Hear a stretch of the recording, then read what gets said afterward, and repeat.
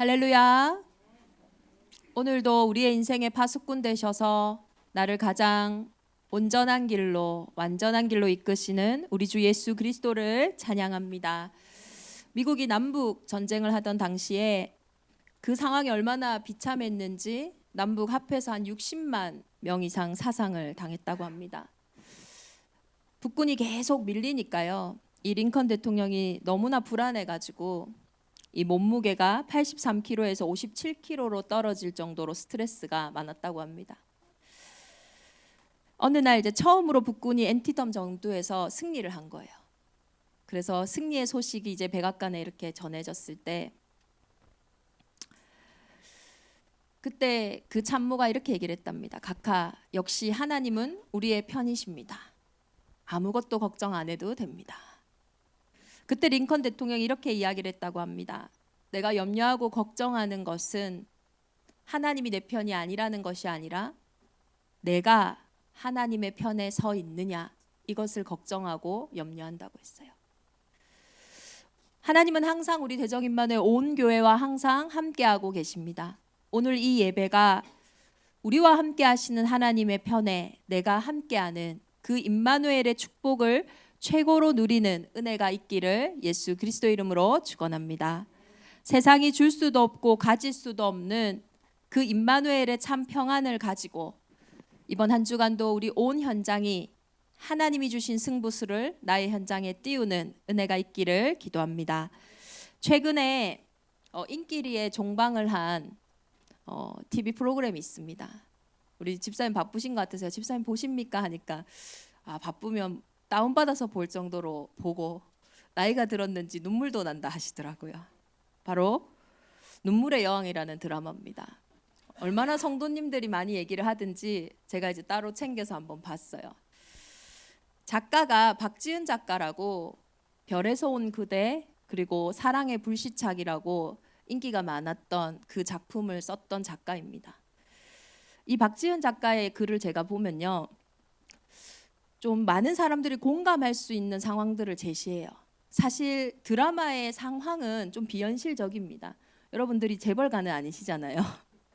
또 사랑의 불시착 같은 경우에는 남북의 어떤 비현실적인 그런 상황들이 있고요. 별에서 온 그대도 설정 자체가 되게 비현실적이거든요.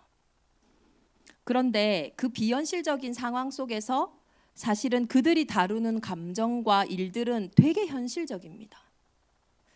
그러니 뭔가 비현실적이니까 나와 이렇게 멀리 떨어져 있어서 편안함이 있지만은 그 내용은 너무나 현실적이니까 이런 부분들이 우리 많은 사람들이 환호하고 좋아하는 것 같아요. 왜냐하면 현실적인 문제를 되게 현실적으로 다루면요, 사실 되게 힘들고 피곤하거든요. 막장 드라마를 좋아하시는 이유는 내 이야기가 아니라서 그렇지 여러분이 그 이야기 속에 있다고 생각을 해보세요. 얼마나 피곤하고 어렵습니까? 그런 현실이 현실로 다가오면 너무나 버겁고 어렵지만 뭔가 거리를 둔 상태에서 실제 내 안에 많은 위로와 또 많은 기쁨을 주니까요, 사람들이 환호하고 막 좋아한 것 같아요. 그 포스터를 보니까요, 두 가지 글귀가 그 포스터에 딱 적혀 있는데, 드라마 포스터에 첫 번째로 일생일대의 사랑이라고 적혀 있어요. 사랑, 일생일대의 사랑 얼마나 가슴 떨립니까? 그런데 그 밑에 뭐라고 또 적혀 있냐면 인생 최고의 위기라고 적혀 있어요. 우리 인생의 사실 최고의 위기의 순간에 본질적인 부분이 드러나거든요. 내 인생의 가장 본질, 그 위기의 순간에, 문제의 순간에 지금 이 사람이 나를 사랑했다고 했던 그 사랑의 감정이 진짠지 아닌지 사실 그때 판가름이 나고요. 인생 진짜의 위기의 순간에 내가 그토록 의지했던 이 사람이 내가 의지할 사람이 맞았는지 아닌지 판가름이 나고요. 인생 정말 위기의 순간에 내가 그토록 붙잡고 살았던 내 인생에 중요하다고 생각했던 것들이 진짜 중요한지 아닌지 사실은 판가름이 나는 거예요. 이 드라마에서도요, 인생 위기의 순간에 최고의 사랑이 이제 드러납니다. 지금 눈치를 보니까 우리 성도님들은 많이 안 보신 것 같아요. 근데 아니면 안 본 척하고 계시는지 모르겠는데 여기는 이제 킨즈 그룹이라는 재벌가의 이야기입니다. 여기 여자 주인공은 재벌 3세예요. 백화점의 여왕이죠. 그리고 이 홍혜인이라고 하는 이 사람은 어느 날 사랑에 탁 빠졌는데 백화점의 여왕인 이 사람이 용두리 마을의 슈퍼마켓의 왕자라고 할 수 있는 백현우에게 사랑에 빠지게 돼요. 세기의 사랑입니다. 재벌 3세와 평사원이 결혼을 하게 된 거죠. 그런데 이 결혼이 사실은 3년이 안 되어서 완전히 무너지게 돼요. 이 관계가요 도저히 좁혀질 것 같지 않습니다. 부부의 대화나 부부의 모든 것들이 살얼음을 걷는 것 같아요. 절대 좁혀지지 않을 것 같은 두 사람의 관계가 어느 날 단번에 해결이 되어져요. 바로 여자 주인공이 낫지 못하는 불치병에 걸려서 시한부 인생이 되어지거든요. 부부 관계, 부모 자녀 관계 모든 것들이 그때부터요 거짓말처럼 회복되게 되어집니다. 가족 사이의 비본질적인 부분들, 경제 문제다, 서로 과거의 상처다 이런 부분들이 딱 걷어지고 나니까요 가장 본질적인 가족의 사랑이 남게 되고 부부의 사랑이 남게 된 거예요. 또 여기에 이제 3세면 이제 그룹을 이끌은 홍만대 회장이 나오거든요. 근데 이 회장이요 나폴레옹을 되게 좋아해요. 왜 좋아하냐면 이 나폴레옹이 외딴 섬에서 배경도 없고 출신도 없던 그 사람이 전 세계를 평정하는 그 모습을 보면서 자신의 모습으로 빗대어지고 외로움 속에서 어떤 동질감을 느끼고 위로를 받는 거죠.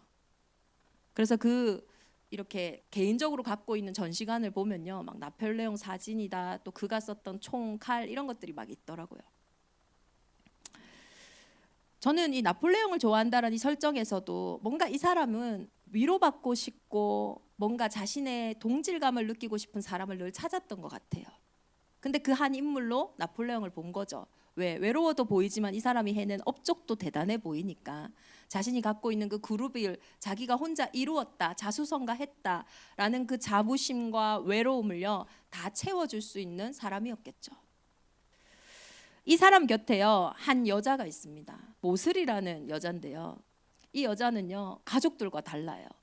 자신을 위해서요 모든 것을 다 해준다고 하면서 자식들은 뭐만 해주면은 돈 달라 하고 또 자기가 잠깐 자리를 비우면은 큰아들은 자기 자리를 차지하려고 하는데 이 여자는 자기에게 바라는 게 없대요. 돈도 안 바랍니다. 뭐 결혼도 해달라고 하지도 않고요. 바라는 게 아무것도 없어요. 그러니까요 사실은 강해 보이지만 그 마음에 외롭고 공허함이 있었던 그 회장님에게는요 이 여자가 진짜 사랑인 거예요. 30년을 지나도 변함이 없어요. 그 긴 세월 동안 너무나 자신에게 늘 한결같은 거예요. 그런데 사실 이 모슬이는요 목적을 가지고 접근을 한 거예요. 그 긴 세월 동안 자신의 숨은 속내는 감추고 이제 자기가 그 그룹을 다 먹을 수 있는 때가 됐을 때 드디어 자기의 속내를 드러내요. 참 인생 무상을 얼마나 회장이 느꼈겠어요. 결국은 스스로 생을 마감하거든요. 근데 제가 이 등장인물들을 이렇게 보면서요 하나같이 이들이요 지금 선택하고 결정하고 하는 속마음들을 보면요 다 자신들의 과거 상처와 연결이 되어져 있어요. 한 남자 배우는요 그 그룹 홍혜인을 너무 좋아하는데 왜 좋아하냐? 자기 어머니의 뜻을 거역할 만큼 좋아하거든요. 사실 삐뚤어진 사랑이긴 한데 자기가 어릴 때 그 외로움 속에서 뭔가 채워지지 않는 것 속에서 그 홍혜인에게 받았던 위로가 있거든요. 그에게 뭔가 받았던 빛과 같은 따뜻함이 있었어요. 그 한 번이요 자기 편을 들어준 그 한 번이 이 인생을 올인할 만큼요 탁 꽂히게 된 거예요. 여기 나오는 인물들 보면요 전부 다요 눈에 보이는 것 쫓아가고 다 하지만은 뭔가 마음에 실제로 자기 안에 감추어져 있던 본질적인 부분들이 실제 비본질적인 부분들이 딱 사라졌을 때는 그게 다 회복되어지는 거 있죠. 이번 한 주간 우리 대정인만의 온 교회도 사실은 우리도 뭔가의 진실을 찾아 헤매고 있잖아요. 어릴 때부터 혹은 내가 성장을 하면서 또 지금 이 순간까지도 진짜 내가 누군지 내 인생에 과연 회복해야 되는 진실은 뭔지 뭔가 나를 찾아 헤매는 그 진실 속에 우리는 있잖아요. 그런데 그 진실이 나를 채워주지 않으니까요. 많은 사람들이 상처를 받고 살아가는 거예요. 성경은 오늘 진실을 찾고 있는 상처 입은 사람들에게 말하고 있어요. 왜 사람들이 진실해지면 하면 할수록 더 진실해질 수 없고 더 갈급하고 더 어두운지에 대해서 성경은 정확하게 말하고 있습니다. 모든 사람이 가지고 있는 공통된 상처가 있어요. 저와 여러분이 어린 시절도 다르고 우리의 부모의 배경도 다르고 가정의 배경도 다르고 지금 현실의 배경도 다르지만 저와 여러분이 모두가 갖고 있는 공통의 상처와 배경이 있다라는 거예요. 그것은 첫 번째로 하나님을 떠난 상처가 우리에게 있어요. 하나님을 떠난 것이 왜 인간에게 상처입니까? 우리가 사실 가족의 상처, 경제의 상처, 또 배우지 못한 분은 배움에 대한 상처, 가지지 못한 사람들은 가지지 못한 것에 대한 상처들을 가지고 있을 때 그 이유는요, 부재거든요. 없음이라는 거예요. 나는 왜 친구가 없지? 나는 왜 경제가 없지? 나는 왜 저런 부모가 없지? 나는 왜 배우지 못했지? 다 없음이라고 하는 부재에 대한 것이 우리에게 상처로 와 있어요. 그런데요, 하나님의 형상인 저와 여러분에게는 제일 먼저 하나님이 주신 것이 뭐냐?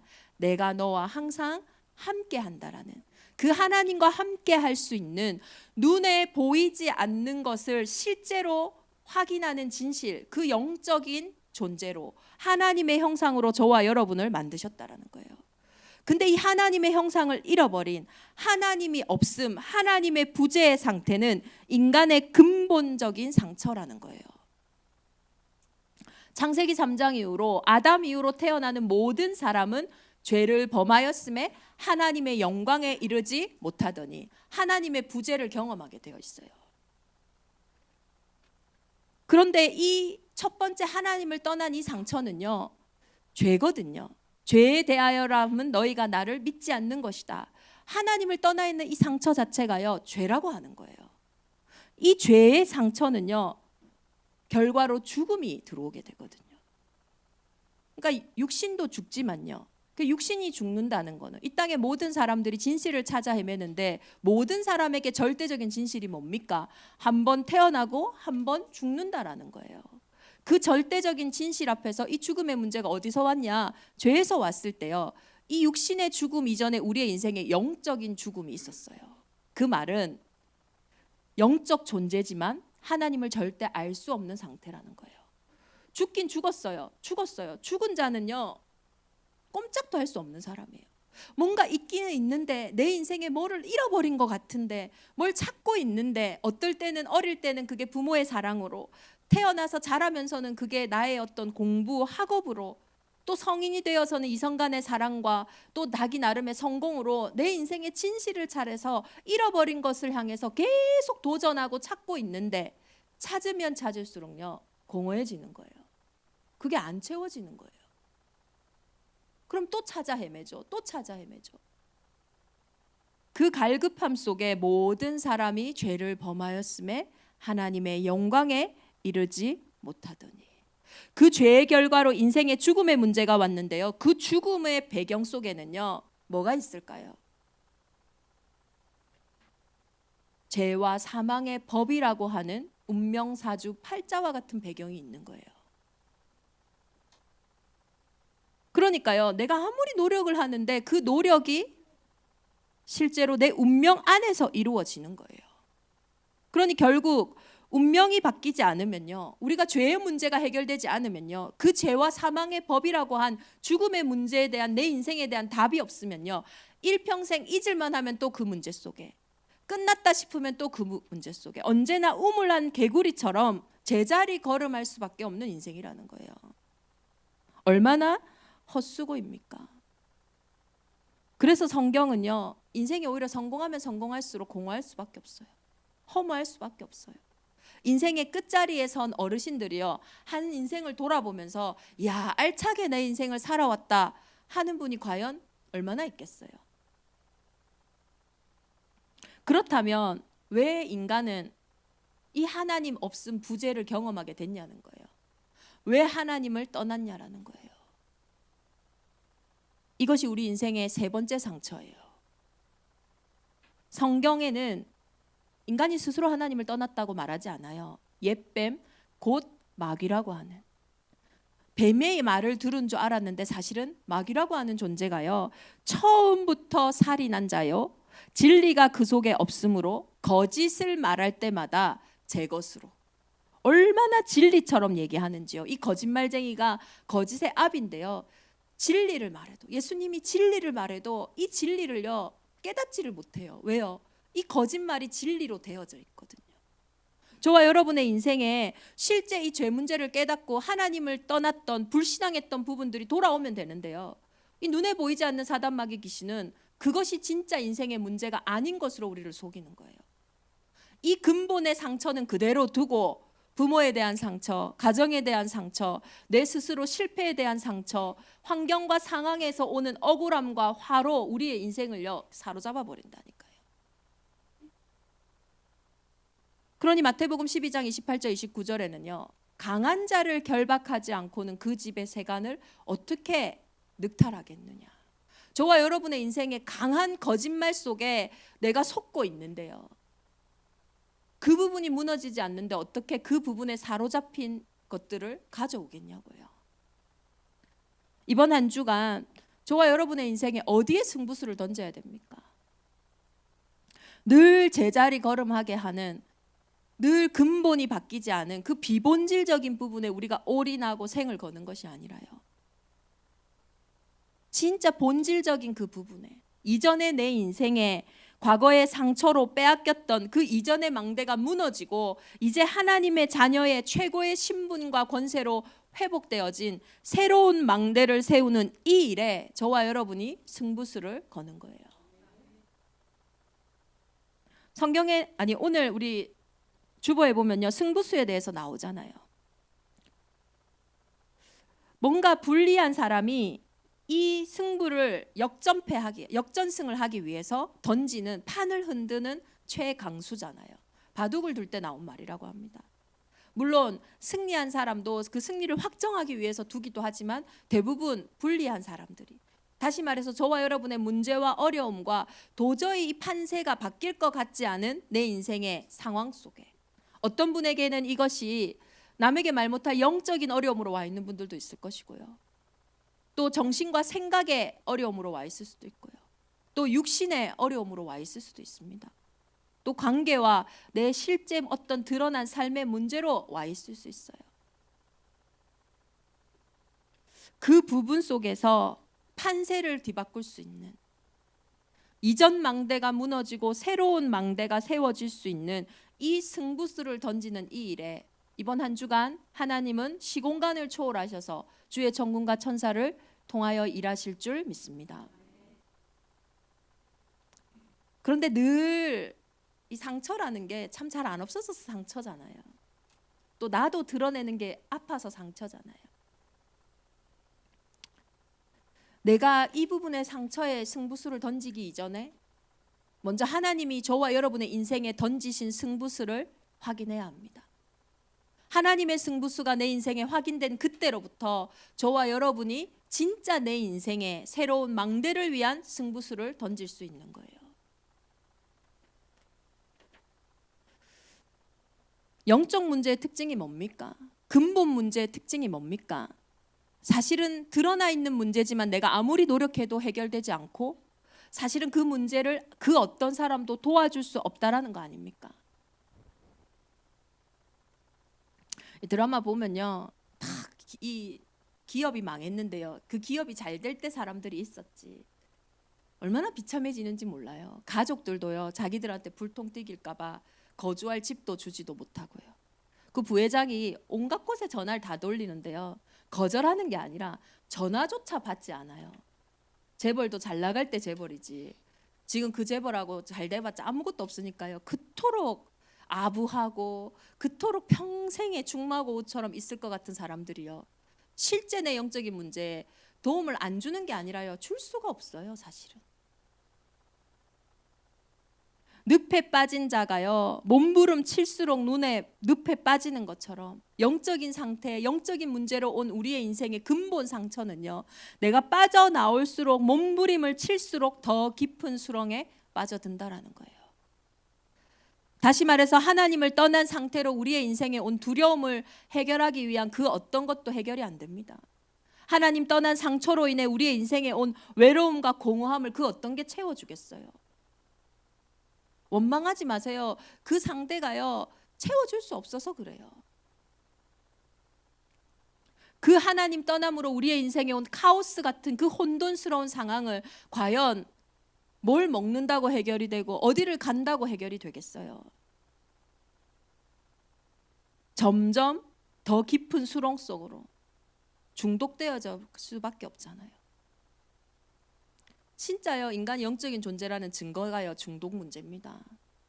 정말로 즐거운 게임이 인간을 즐겁게 한다면 계속하면 즐거움이 배가 되고 배가 되고 배가 돼야죠. 왜 그거에 사로잡힙니까?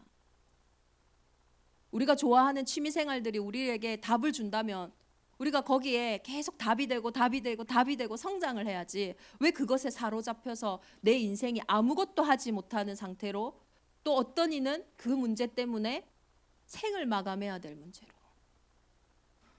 이번에 우리 그 장로님이 한 분 책을 읽으시고 그 얘기를 하시더라고요. 이 마약 중독이 얼마나 심각한지, 이 문제는 죽어야 끝나는 문제다.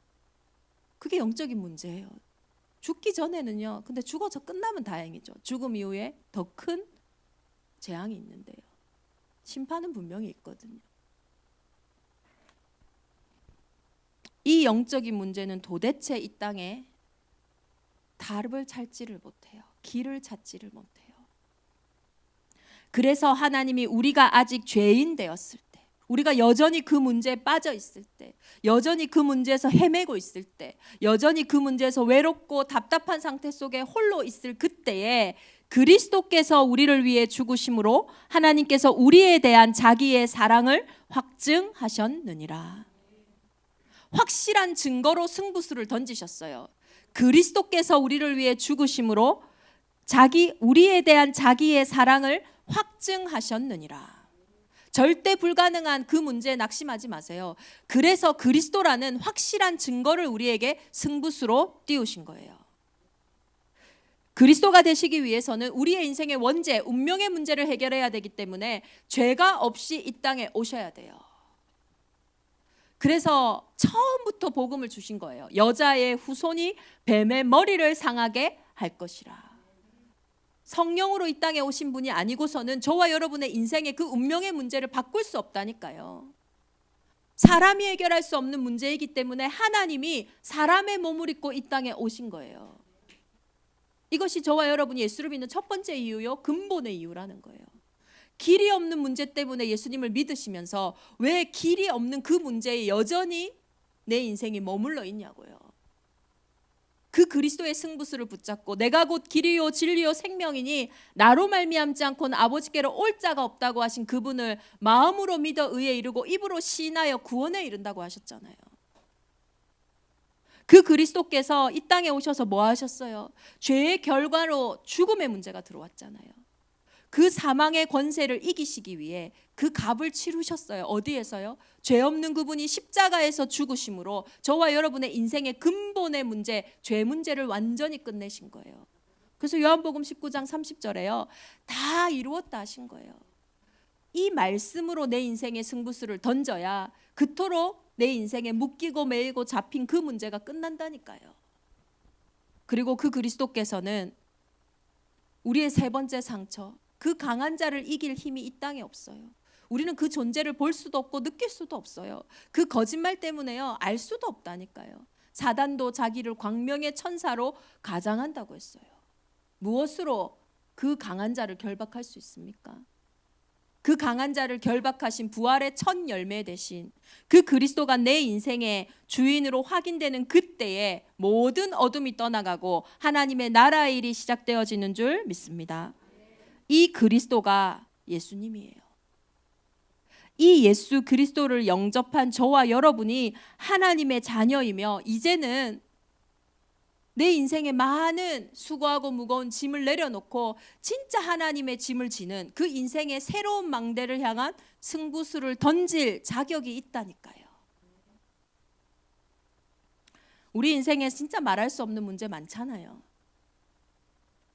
진짜 가까운 내 혈육이라도 이해하지 못하는, 사실 가정의 달이라고 하나님 우리를 가정을 참 아름답고 행복하게 만드셨지만 참 가정이 같이 있어도 힘들고 떨어져 있어도 힘든 게 가정이잖아요. 그 가정에 표현할 수 없는 내 많은 외로움과 아픔 속에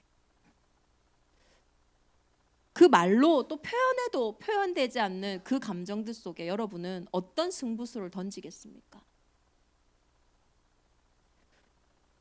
여러분의 상황과 환경이 불리한 오늘의 이 문제 속에 여러분은 어떤 승부수를 던지겠냐고요.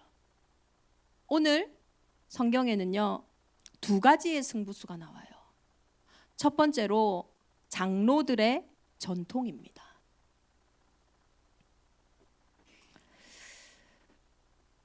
정확하게 종교를 통해서, 나의 노력을 통해, 나의 열심을 통해, 사람의 방법을 통해 내 문제를 해결하겠다라는 거예요. 본질을 보지 못하면 사람들은요 다른 것으로 포장하고 다른 것으로 자기를요 이렇게 감출 수밖에 없어요. 그러려고 그러는 게 아니라 두려우니까요, 외로우니까요, 공허하니까요, 혼돈스러우니까 뭐라도 붙잡고 내 인생을 포장해야 돼요. 그리고 그걸 자랑해야 됩니다. 바리새인과 서기관들은 자신의 인생의 그 근원적인 상처를 감추기 위해 그 율법도 지키기 너무 어려우니 자신들의 전통이라고 하는 것을 딱 붙잡았어요. 그래서 이들은요 율법과 전통에 능한 자들입니다. 오늘 성경에 보면요 바리새인과 서기관들이 예루살렘으로부터 예수께 나와. 예수님은 지금 갈릴리 근처에서 사역을 하고 계시거든요. 예루살렘과 갈릴리의 거리를 보면은 약 170km 정도 된대요. 그때는 자동차도 없잖아요. 걸어서 그 긴 길을 걸어와가지고 진짜 중요한 할 말이 있나 보다, 그쵸? 진짜 중요한 일 때문에 이들이 나아온 것 같아요. 그 바리새인들이 서기관들에게 와서 예수님과 그 제자들에게 하는 말이 뭔지 아세요? 우리가 들어보니까 너희들은 장로들의 전통을 깬다. 떡 먹을 때 손을 씻지 아니한다라는 소문을 들었다. 지금 와가지고요 뭐 얘기하냐면 전통 얘기하는 거예요. 장로들의 전통. 이 오병이의 기적이 일어나잖아요. 그러면은 이들이 지금 먹을 것도 없는데 그 속에서 그냥 막 먹었겠죠. 그러니까 이들은 오병이어에 오신 주인공이 진짜 하늘로부터 온 떡이다, 이분이 우리가 기다리던 메시아다, 이렇게 깨닫는 것이 아니라 그들이 뭐 흠집낼 것 없나, 비방할 것 없나 찾아보니까 알고, 구약시대 때는 제사장들의 정결수가 있거든요. 그게 좀 멋있어 보였나 봐요. 그걸 전통으로 삼아서 이 손님들이나 이렇게 외부인들을 모시고 식사를 할 때는요 그것으로 손을 씻고 발을 씻고 깨끗하게 이제 음식을 먹어야 되거든요. 그래서 가나의 혼인잔치에 정결수가 준비되어 있었던 겁니다. 근데 예수는, 그들의 제자들은요 손도 안 씻고 밥을 먹는 거예요. 전통을 어떻게 깰 수 있어요? 그것은 우리를 무시하는 거 아닙니까?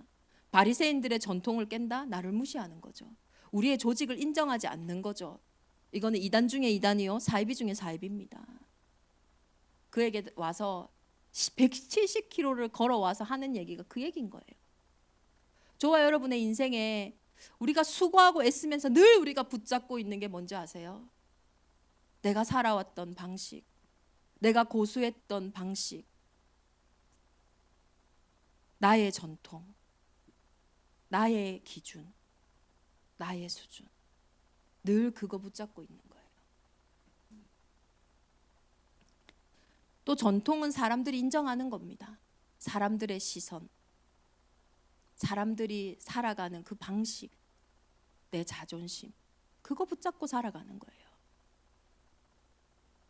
그때 예수님이 말씀하세요. 너희는 어찌하여 너희의 전통으로 하나님의 계명을 범하느냐? 하나님이 이르셨을 때 내 부모를 공경하라 하시고 또 아버지나 어머니를 비방하는 자들은 반드시 죽임을 당하리라 하셨거늘 너희는 어찌하여 누구든지 아버지에게나 어머니에게 말하기를 내가 드려 유익하게 할 것이 하나님께 드림이 되었다고 하기만 하면 그 부모를 공경할 것이 없다 하여 너희의 전통으로 하나님의 말씀을 폐하느냐. 이게 무슨 말입니까? 이 이스라엘 당시에는요 고르반이라고 하는 제도가 있어요. 이게 뭐냐면 하나님께 드리는 제물이라 하면 그것은 절대로 다른 것에 쓰면 안 돼요. 구별된 겁니다. 그러니까요 이들이 어떻게 하냐면요 부모님에게 예를 들어서 부모님에게 이번에 이렇게 다 뭔가 선물도 드리고 또 용돈도 드려야 돼. 아깝잖아요. 그러니까 부모님에게 말하는 거예요. 사실 이것은 고르반입니다. 그럼 이 고르반은요 부모님에게 드릴 수가 없어요.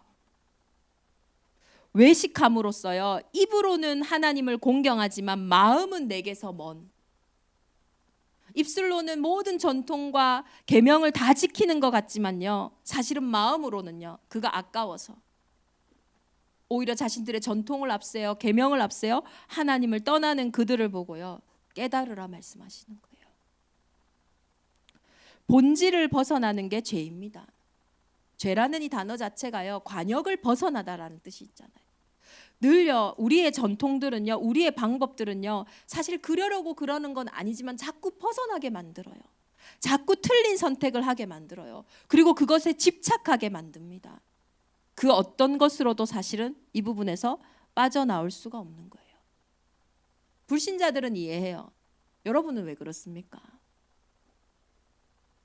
하나님 모르는 상태, 하나님 떠난 상태는 그럴 수밖에 없어요. 구원받은 저와 여러분의 인생은 왜 그러냐고요. 다른 것이 아닙니다. 그리스도가 부족해서가 아니에요. 복음 받기 이전에 나의 전통을 가지고 살아가기 때문이에요. 오늘 승부수를 띄운 가나안 여인이 오늘 본문에 나옵니다. 장로들의 전통은요 응답받기에 합당한 이름입니다. 그러나 오늘 가나안의 여인, 이 여자는요 이방 여인이에요. 절대로 구원받을 수도 없고 은혜를 받을 수 없는 그들의 전통과 율법에는 그러한 사람들이에요. 예수께서 거기서 나가 두로와 시돈 지방으로 들어가시니 가나안 여자 하나가 그 지경에 나와서 소리질러 이르되 주 다윗의 자손이여 나를 불쌍히 여기소서 내 딸이 흉악하게 귀신 들렸나이다. 비록 이방 여인이지만 이 여인은 정확하게 예수님을 알고 있어요. 그 예수님을 나의 주인으로 고백하고 있어요. 이 퀴리오스, 주라는 단어 때문에 초대교회가 엄청 핍박받았거든요. 예수님을 주라고 고백해요. 그리고 그 예수를 다윗의 자손이라고 고백해요. 그리스도라고 고백하는 것입니다.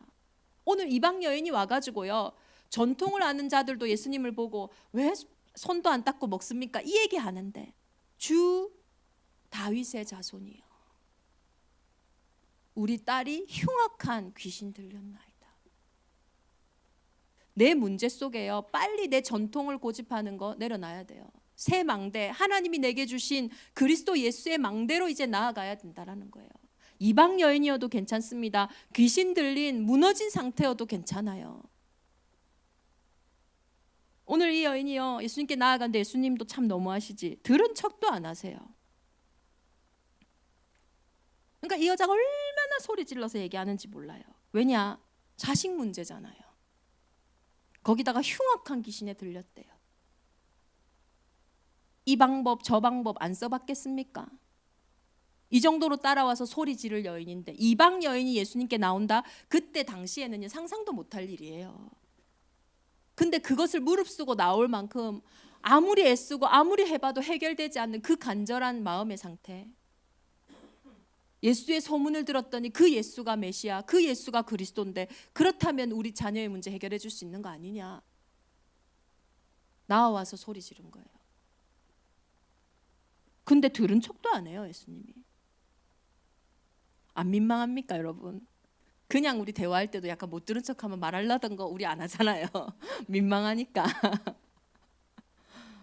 근데 그 많은 사람들인데 예수님 들은 척도 안 해요. 포기하지 않아요. 믿음은요 주실 게 확실하니까 포기하지 않는 겁니다. 또 가서 이야기해요. 다윗의 자손이여, 우리 딸을 불쌍히 여겨달라고. 제자들이 얼마나 시끄러운지요. 예수님께 얘기합니다. 예수님, 저 여자 너무 시끄러운데 빨리 낫게 해주셔서 돌려보냅시다. 예수님, 저 여자에게 복음이 필요합니다. 이렇게 얘기한 건 아닌 것 같아요. 저 여자 소리 지르니까 아이고 시끄러우니까 빨리 돌려보냅시다. 근데 예수님이 이렇게 대답하세요. 나는 이스라엘 집에 잃어버린 양 외에는 다른 데로 보내심을 받지 아니했다. 이 말은 예수님이 유대인들처럼 선민사상을 가지신 게 아니에요. 지금 이들이 유대인들이 갖고 있는, 장로들이 갖고 있는 전통에 대해서 말씀하시는 거예요. 너희의 전통대로라면 나는 이스라엘 사람 외에게는, 이 이방 여자에게는 보냄을 받지 아니했지 않냐, 이 말씀하시는 거예요. 근데요, 이 엄마가 보통 엄마가 아닙니다. 예수께 절하며, 이 절하라는 단어가요, 제가 이렇게 성경을 보니까 우리가 창세기 1장 27절에 하나님께 엎드리던 그 예배의 상태와 똑같은 거예요. 예수님께 절하며 주여 저를 도우소서, 대답하여 이르되 자녀의 떡을 취하여 개들에게 던짐이 마땅하지 아니하리라. 개들도 제 주인의 상에서 떨어지는 부스러기를 먹나이다 하니. 주인에게 있는 거를 개에게 왜 던지냐? 예수님이 이렇게 얘기하니, 개들도 주인이 먹다 남은 그 부스러기 먹는 거 아니냐? 그 부스러기 은혜만으로도 족하다고 얘기하는 거예요. 다만 예수의 옷자락만 만져도 다 나음을 얻었던 그 사람들과 같은 중심으로요, 그 승부수를 던지는 거예요. 여러분, 개 취급하면 어떻습니까? 기분만 나쁘세요? 더 큰 개가 들어간 말로 하지 않습니까? 그 자존심, 그 굴욕적인 상황을 어떻게 넘겨요? 못 넘깁니다. 부부가 왜 싸워요? 부모와 자녀가의 갈등 뭐 있어요? 맞는 것 같지만 사실 내 자존심이거든요. 사단이요, 가장 가지고 노는 게 자존심이에요. 내 자존심, 나를 지킬 수 있을 것 같은 그 자존심이 사실은 내 인생을 도둑질해 가요. 우린 자존심이 아닙니다. 우린 자존감이에요. 하나님이 내게 주시는 그 자존감이 회복될 때 아무리 세상 사람들이 나를 끌어내려도요, 두고 보시라고요. 끌어내려지지가 않는다니까요. 내가 지키지 않는데 나를요 지키는 자리 속에 하나님이 인생을요 인도해 가신다니까요.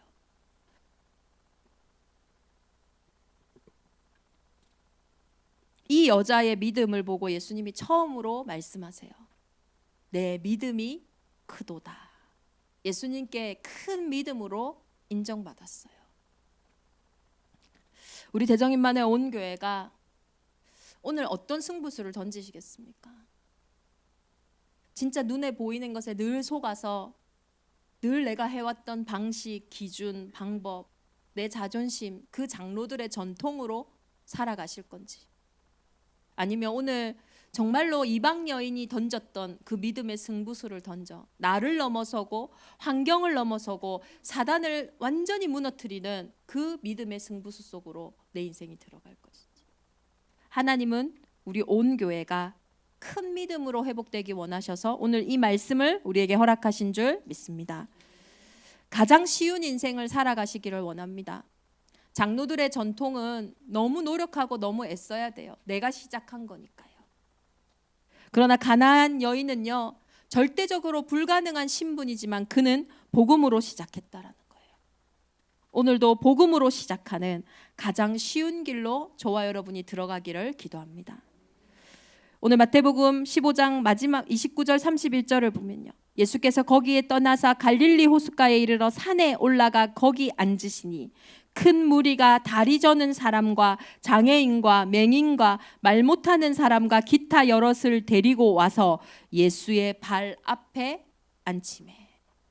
우리의 아침 시간, 우리의 밤 시간, 정말 우리의 낮 시간이 장로들의 전통 앞에 앉는 것이 아니라 오늘 그 이방 여인과 같이 예수 그리스도 주 다윗의 자손이요, 그 복음 앞에 앉을 때요, 예수님이 저와 여러분의 아침과 밤, 낮 시간을 고쳐주시고 그 증거로 말 못하는 사람이 말을 하고 장애인이 온전하게 되고 다리 저는 사람이 걸으며 맹인이 보는 것을 무리가 보고 놀랍게 여겨 이스라엘 하나님께 영광을 돌리니라.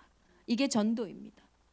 우리는 복음 누리는데, 우리는 늘 내 문제를 두고 믿음의 승부수 앞에, 예수님 앞에, 그 발 앞에 앉는데, 그 예수가 그리스도셔서 그 어떤 현장도 해결하지 못하는 그 문제를 해결하시고 증거가 나타나니까요.